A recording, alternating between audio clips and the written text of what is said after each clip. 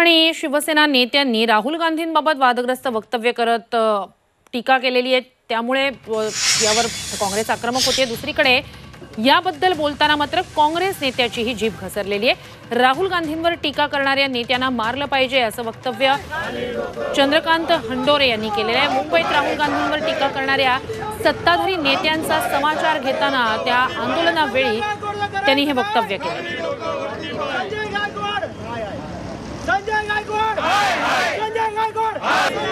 यांनी सांगितलं की राहुल गांधींच्या जिभेला चटके दिले पाहिजेत। अरे ह्यांच्या बापाचं राज्य आहे काय? मारण्याची ताकद आपल्यामध्ये आहे, परंतु आपण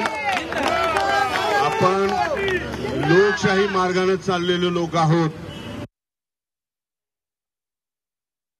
यांनी सांगितलं की राहुल गांधींच्या जिभेला चटके दिले पाहिजेत।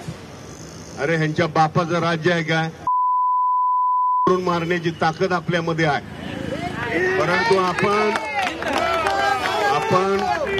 लोकशाही मार्गाने चाललेले लोक आहोत।